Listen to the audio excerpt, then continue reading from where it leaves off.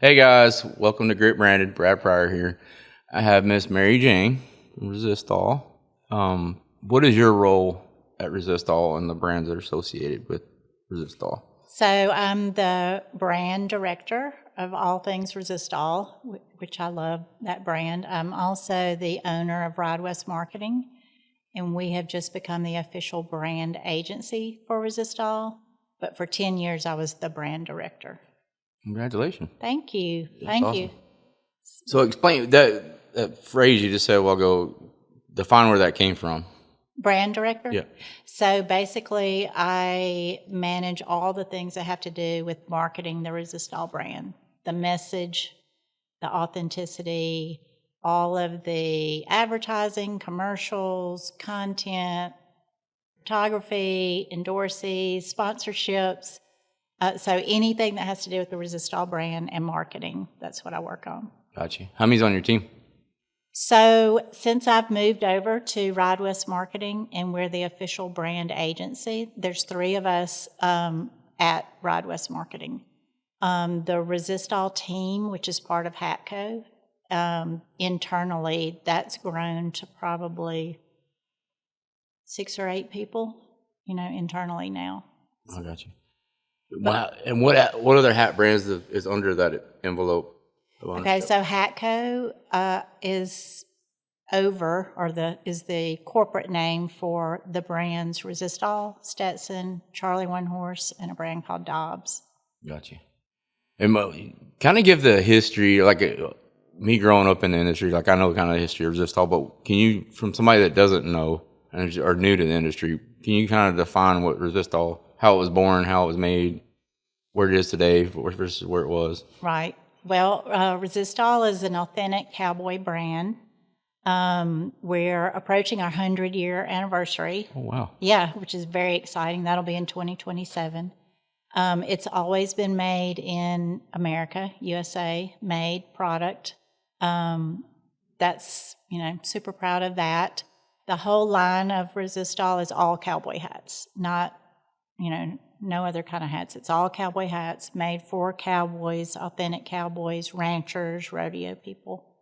And it's under the umbrella of Hatco.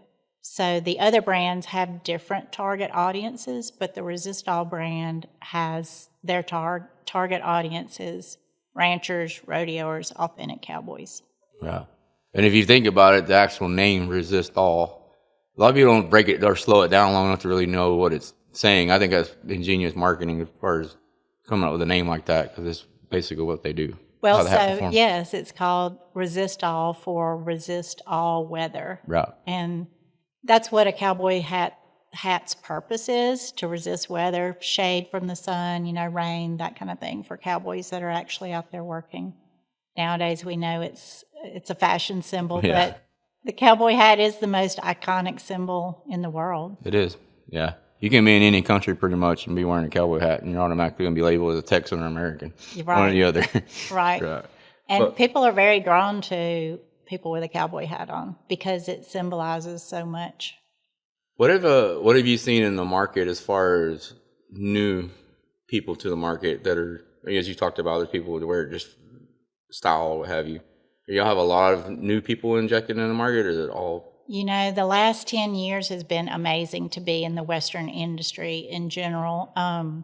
It's grown so much in 10 years, and, with COVID, bringing people back to American values, and Trump getting in office, and people's values coming back. I mean, being a cowboy is cool now, and it's been wonderful for the whole industry, and especially the hat business. Everybody wants a cowboy hat, so we love new wearers. Of course, our brand focuses on the people that wear it every day, but that is what people aspire to be, is people with those cowboy values, So I was talking to a guy on another podcast, Jay with NCHA, and he brought up a very valuable conversation about our Western industry. He said back, when the 80s happened and the housing market crashed, Urban Cowboy came out. Everybody fell in love with the cowboy world. They wanted, it gives us a sense of comfort to the world that doesn't know, that's already not in it. and it brings people to it. And the same thing happened with COVID, Yellowstone. Like people all want to be a cowboy now, or are comfortable with, you know, our ways of being, because we are welcoming people for the most part. And I didn't even think about that. See, anytime the country's had a little bit of a bobble and not knowing where we're at, they kind of go to that Western industry to kind of look comfort or stability, what have you. That is so true. That is so true. And the whole Taylor Sheridan phenomenon with all of his shows, I mean, we're so grateful to him to throw light on the industry and Western movies and Western lifestyle. So all of it's really added to bringing Americans back to their values. Yeah. And that's cool to know that we can be a part of that, you know, when the times are tough and lean. Where'd you grow up? Oh, excuse me. Where'd you grow up? I grew up in Mississippi. I've only been in Texas probably 9 years now, but grew up in Mississippi.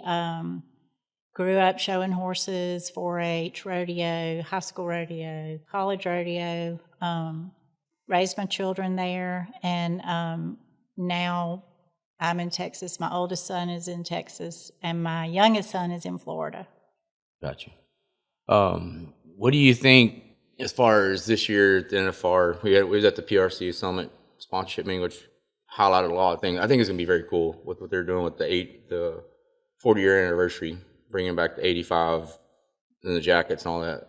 How do you think people are going to react to that, celebrating that? I think it's a really cool celebration. I hope the young people especially really embrace it. I'm showing my age now, but I was actually Miss Rodeo Mississippi when the NFR was in Oklahoma City. Oh, really? So I've seen the 40 years at Vegas, and so to me it's going to be super fun, and to bring back the 1985 styles and everything will be great. Because it's kind of my era too, of that generation of cowboys, like getting to see some of the names you knew but you kind of forgot, you know, over the years. I think that's pretty cool that they're repping, you know, some of the past winners of the NFR. Yes. I think all about that's going to be cool. Let's get have a look at the 80s, not the first Thursday. Like the first Thursday is a throwback to 1985. And like you said, it was so cool that they brought the 85 champions back with today's champions. And I think people need to know where they came from to know where they're going. So I think it's way cool to pay homage to that era. Yeah. Yeah, there's a lot of good talent back there that I hadn't thought about in a while, but you reminisce about it later on. You used to get the PRCA news in the newspaper.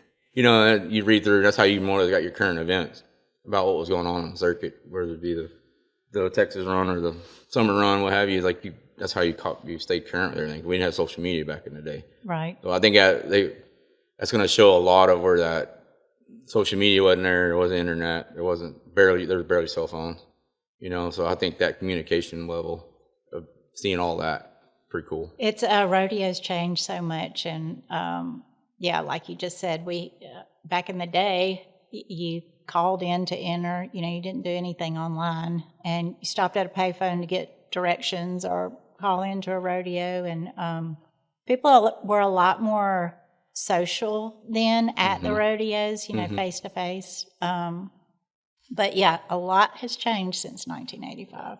Well, and a lot of it, you know, your environment back then too, was people that had either been out on their ranch and they're coming into town to watch the rodeo, what have you, and you have guys that have been on the road. So you don't have cell phone communication. When they get there, they're all chatty.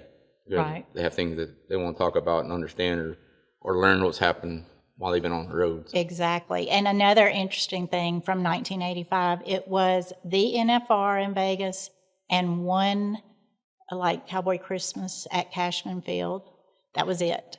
Really? And now in 40 years, they've added so many more trade shows and more events, more breakaway ropings, more just the town is just full of all things Western, all kinds of events. It's almost overwhelming now, but it's really, really fun. And I think it really attracts just a lot broader audience. You do. You got your junior national final. You have that going on at the same time, which has grown so much. You know, there's just in all the ropings and the breakaways and all. There's something everywhere there. Right. That place is on fire. Right. For a couple of weeks before and after. So that's been pretty cool. What has been your as far as memory or looking back, as far as what was your favorite NFR and why? Oh, wow. There's been so many NFRs. Well, my favorite NFR was the year my son qualified in 2022. Jake Orman, he's a header, team roper. So that was super special. And Dustin Noblet, that owns Resistol, gave me gold buckle seats and made it really special. And cool. so that was just really fun because for years I've helped all the endorsees and the Cowboys and done all the things, but to see him there was definitely my favorite NFR. Well, I've talked to a lot of pros that have been in Thomas Mack and the NFR or whatever. What is it like as a parent when your child is in there? Because I haven't spoke to anybody that was actually a parent of NFR qualifiers. I mean, so exciting because honestly, that if you ride or you're interested in rodeo, that's all you think about from the time you start. Whether you're little or whenever. But I know when I was little, I dreamed about going to the NFR, and I know when Jake was little, he started roping and dreamed about it. And for them to be there and get that back number, and it's just like a dream come true. It's pretty cool. Yeah, that's pretty magical. What else does so Resistol has the different companies underneath it, or is it Hatco that has the companies underneath it? So our people don't understand that. I don't think it's like there's more to Resistol than just Resistol. Right, because when you're marketing brands, you just talk about the brand. But if you look at the corporate part, the Pro Equine Group, which is the parent company, owns Hatco.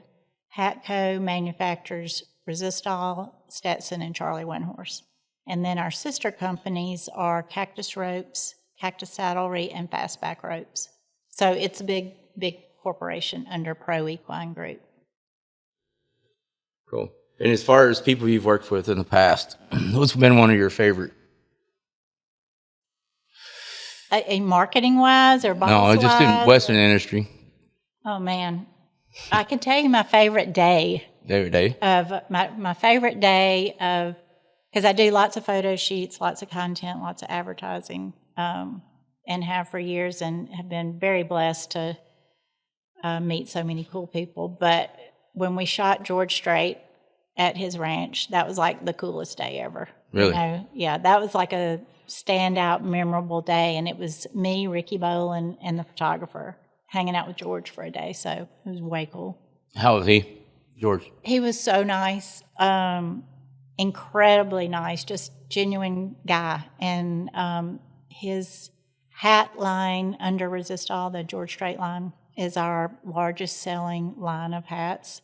Really? And has been since, George Strait, if you think about it, he really created what a Western person wears. Mm-hmm. Resistol hat, his Wrangler shirt, Wrangler jeans, starch right. Wrangler jeans. He created that look, really. Right. And it still stands today. So he was such a great person. Yeah, that's cool. Yeah. So what goes into, like, when you're going to set up a photo shoot and all the dynamics of that, what's that look like from start to finish?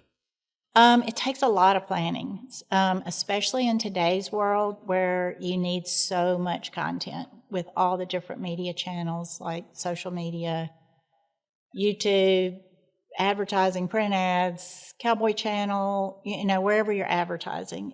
You need so much content that it really takes a sitting down, making a plan, figuring out what the setting's going to be, the location, the theme, the photographers, the models, the transportation, how you're going to get there, what you're shooting, what you're going to use it for. It's a lot of details. And we create a lot of content for Resistol, but I'm so grateful that the brand is so authentic, and we get to use authentic cowboys, the best shooters in the world. It's really fun. And really promote the Western lifestyle like it needs to be promoted. So yeah, you work with a lot of different personalities, I'm sure. Do you have to deal with the back end of, say you have George Strait or Cody Johnson? Do you have to get stuff approved on the backside before you release stuff, or is it kind of up to you to use your content how you want? Yes, definitely. I mean, there's a certain level of people that there's a lot of approvals, like you just mentioned. You know, they have to approve it up front and on the back end. So there's a lot more to it, dealing with people like that. But it's so organic too, because George Strait, like I said, Authentic Cowboy, Cody Johnson, he's been with us a long time before he blew up, and he is an authentic cowboy, so it makes it really cool to work with him. And but yeah, there's a lot of approvals. Cody, very nice guy too. Very nice guy. Like I've been very impressed with him. It's so great what he's doing for the Western lifestyle with him being authentic and being a cowboy, and he has to go in the Nashville world and still be himself, which is way cool. Yeah. I think a lot of people don't realize too, when you're talking about approvals and all that stuff, through the back end of the artist or what have you, or personality, is that once, and this has happened to us or After P before, like once you release that particular style of logo, that company might not, you may approve at that time, but you might change 3 years later and add trademark symbols or whatever. But you'll see it over and over again if you don't ever fix it. And that's a big thing about approvals, I think, is I've seen content used, they just grabbed it off our website and it's fuzzy or stuff like that. So that approval stuff, I think, big for y'all as well. Right. And you ask about, you know, directing a brand and doing marketing. A lot of it is managing the production of stuff, making sure it's quality you want, you know, the highest quality, and not allowing those kind of mistakes, and really managing the brand message the way it's presented at all times. Yeah. What do you think looking 10 years from now, what do you think Resistol is going to push more towards in the market as far as keep the same line they've always did, stay true to the authentic? Resistol, I mean, we honor our roots, but we are looking towards the future. But Resistol will always be an authentic cowboy brand and promote the Western lifestyle. Even though there will be, you know, modifications because of the times or whatever, but I don't see them ever steering away from their roots. Yeah, that's very authentic too. Yeah, and that, you know, you see a cowboy hat and you see it wore backwards. You see it wore, you know, the West Texas with the bend in the back, and you know, there's you can create it in pretty much whatever you want to wear it, how you want to style it. You know, ours is pretty standard what we have on today, and they're just all hats, by the way. So, you know, I think you can create your own style with that as well. You're not just stuck with this is what you got to wear, how you wear your hat. You can do it however you want to. I think that's a unique thing, which I wouldn't do. I'm stuck with my roots, but there's ways you can do it your own. Absolutely. I mean, everybody has their own personal style, their own personal preference. Some cowboys wear felts all year long. Some, you know, change to straws in the summer. But I think that is neat that you can have your own unique style and, you know, be your own brand of yourself, basically, and still wear a cowboy hat. Gotcha. So you're married to Kent, right? Kent Haley. Your friend Kent Haley. Yeah, and Barry is his best friend. Barry Berg with Cactus Ropes, yeah. You got any good stories? Oh, man. Those two have the funniest stories. I couldn't tell them because I won't be as funny as they are. Right. But my goodness, they have some great stories. And they have, you know, early days of working in the feed yard together and hilarious stuff. So you'll have to ask them about it. I'm going to get them on her. But he's still Cowboys right now, right? Yes, he runs cattle. He's actually gathering cattle today and got some to ship this weekend. So, yeah, he's 100% cowboy. He lives it every day for sure. Yeah, that's cool. One thing I was exposed to this year, and I've heard of it, but I never been to it, was the Rookie Roundup. I think that's the coolest thing, especially seeing all those new guys coming in the market that are, you know, talking to all the sponsors that are there and different things. I think y'all putting that together. It was at CalCon, right, this year? Right, yeah. That was very special. I really liked that a lot. Thank you so much for saying that, because the rookie program is like my baby. I love that program. And when I went to work with Resistol 10 years ago, that was one of the things that we started. Basically, Resistol has been a sponsor of the program since the 50s, since since the rookie program began with this PRCA. But it's never been more than a year-end buckle or a year-end award, and that was it.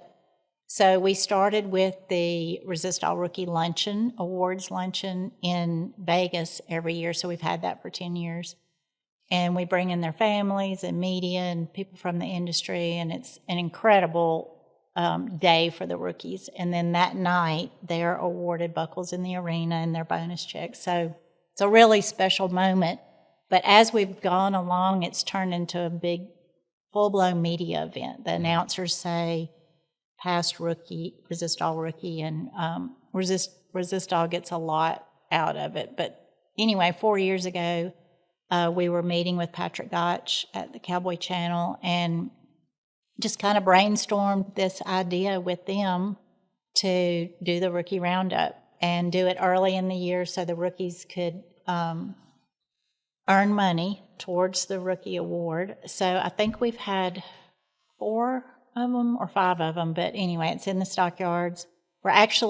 We just found out we're moving the date to that, so I have to plug that. The Rookie Roundup in 2026 will be March 20th and 21st, so we're moving it earlier in the year. But thank you for saying that. But the cool thing about it is, too, when the rookies start their professional career, they're not really trained. You know, they don't know a lot about being a pro athlete. So we spend a lot of time with them doing interviews and having them on the Cowboy Channel and doing roundtables and teaching media seminars. And I really think they get so much out of it. So it's a really fun event for me, for Resistol, for the rookies, for the Cowboy Channel too. So how do they qualify for that to make it to? So they can enter. We take okay. the top 15 entries, and then if somebody doesn't enter, it drops down. So we take 15, and then we go back to the short round with the second day with the top 8, and then it goes to a 4-man round. But yeah, 15 can enter. Cool. And I think something Rafter Pete, Resistol, Cinch, Preferred, there's other brands that, when you're talking about getting these kiddos that we sponsor and teaching them how to start having interviews, how to talk to sponsors, getting them at a young age kind of helps them elevate to when they do, because some of these guys that haven't ever been through one of our deals don't really know how to talk or how to approach a sponsor or make sure you're giving a sponsor what they want and understanding the contract you're signing. I think that's a big thing that we're all accomplishing together, is teaching them kiddos, hey, this is what it's like and how to represent yourself when you get to the levels that you're at now and the levels, as a pro. Absolutely. And I think all those brands care so much about it, and it's so rewarding when you do have a media seminar and then you see that rookie on TV and they actually use some of the skills they just learned. It's pretty cool. Yeah. And I think that's one of the most rewarding programs is the youth side of it, is watching those kids gravitate to newer levels, because they're getting, a lot of, we have our pros that we sponsor that come, we'll do Zoom calls or in-person meetings with kids. And, I think that goes a long way, because people have never been in front of that pro, and it's like, we saw it this year when we did it, our first initial thing, and it's like, Shad Mayfield, there's kids that Good and all have never been around him, but they thought that was the coolest thing ever, is to have them in front of him and him act like a kid just like them. He was participate along with everything else. Right. Another thing that reminds me, the last 10 years, the youth events have grown so much. It's so great for our sport.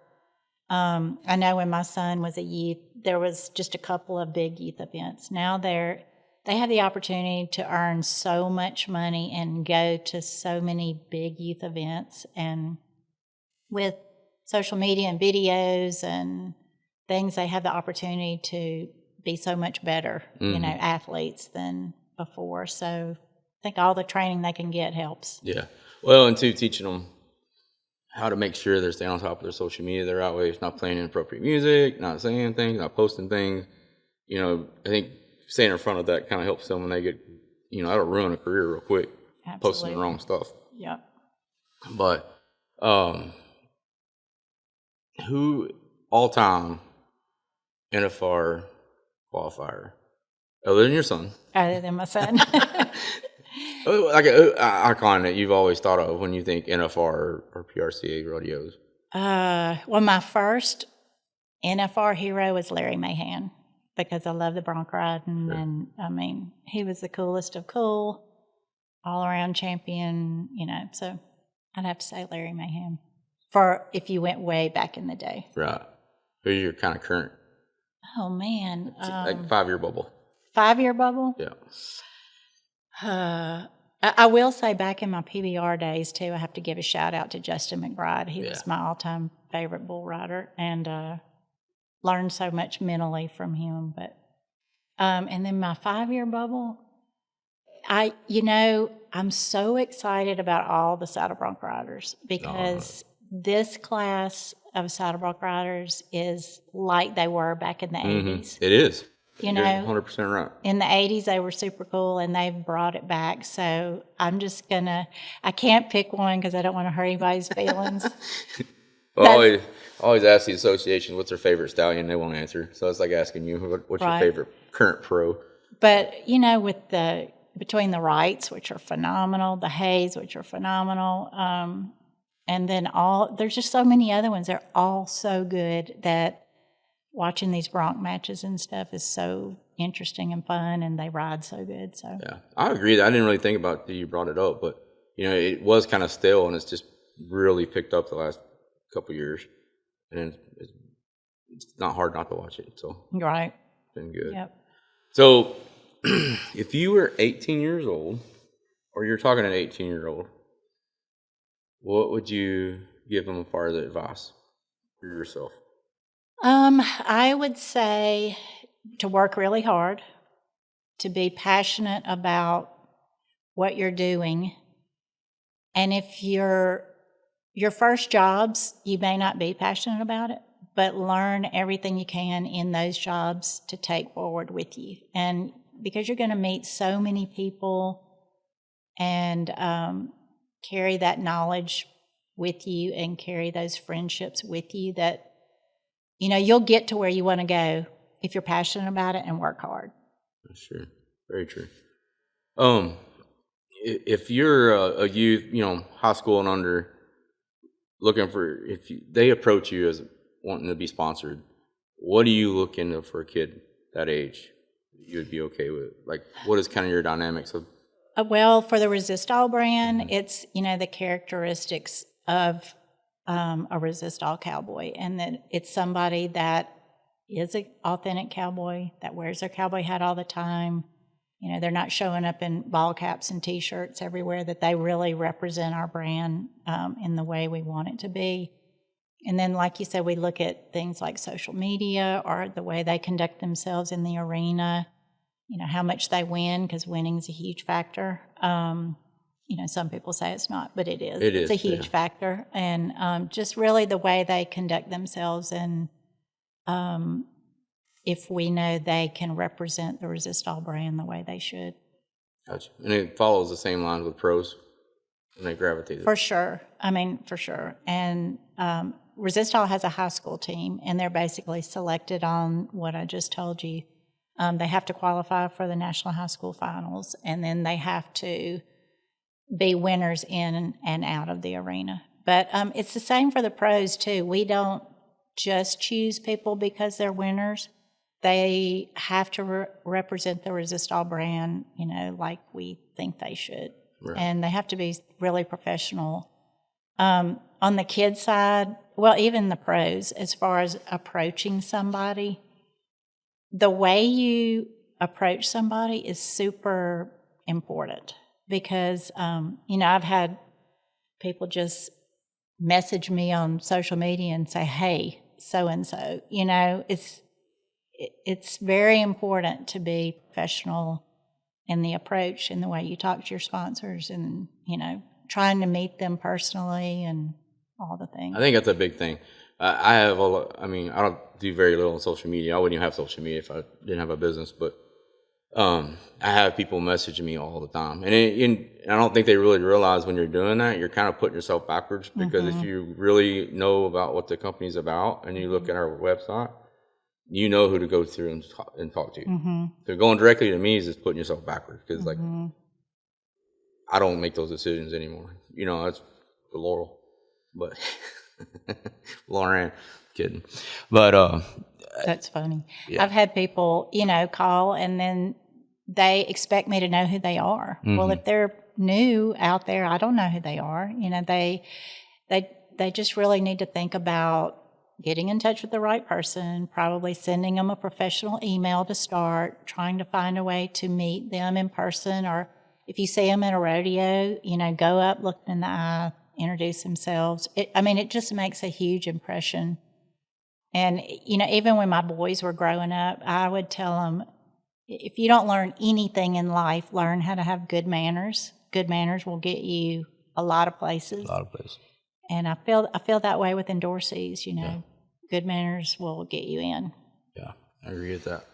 And I think it goes a long way, too, with being personable with somebody instead of just a phone call. And also, don't go after 3 hat manufacturers. Go after the one that you really believe in and chase that one. Don't see which one will pick you up. Exactly. I think because we look at that stuff. I don't compete on the level of retail like all that stuff. Mine's a little different branding, but it is like if you're looking at a builder doing multiple builders to come at you as a sponsor, that's going to turn me away because you're not believing in what I'm about. That is so true. I think you hit the nail on the head because we really want loyal Resistol people, just like other hat brands. And if they say, oh, well, so-and-so will give me a free hat, and it's like, you're not in this for the right reasons. You got to be in it for the right reasons, to be loyal, to represent the brand, and you believe in it, like you just said. Yeah. Well, we talked about this earlier. Like a lot of kind of all running the same pack, a couple of brands, and it's like if you fit, great. If you don't, you're just like oil and water. Because the way we are, just loyal to each other. We don't roll around on each other and look for a better deal. What we stick with, and I think that's what makes that Western industry so thriving. Yes, it does. The Western industries, I feel so fortunate to be part of it. When you step outside of it, you really realize how fortunate we are. But, with people with the same values, the same lifestyle, the same beliefs, it's a great industry. Well, and being involved at the level Raptor P is now with Resistol Cinch and all the things, like it's as a kid, those are brands that we wore and all the things, but now knowing the people and being involved and sharing ideas and different ways of doing things, you look back, you almost got pinch yourself. Am I really involved in all this? I know. Because I never thought I would have been, and it's kind of just naturally evolved our relationships, and I think that happens to a lot of us all, throughout our careers. As I look up and like, man, I can pick up the phone, talk to Dustin, or I can talk to Joe, I can talk to Mary Jane, and whatever, and like those contacts are priceless, in our industry. Right. I feel so fortunate to work for a brand like Resistol.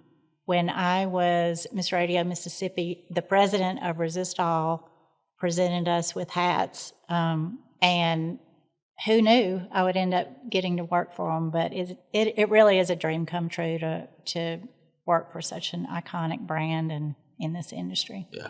I think a lot of people feel that way. We just don't realize it until we talk about it. Right. Right. So, we're going to wrap things up, but I want to ask you one question for you. So, if you had to define your grit, so what makes you wake up in the morning and want to conquer the world, what would that one word be? One word? One word. Oh. Try, I guess. Yeah, it's a good one.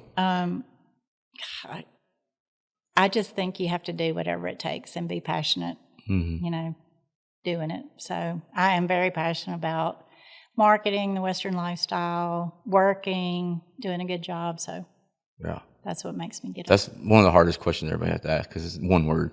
Or has to answer one word. So, but anyways, well, Mary Jane, thank you for hanging out with us. Thank you so much. We'll see you on the next session of Grit Branded.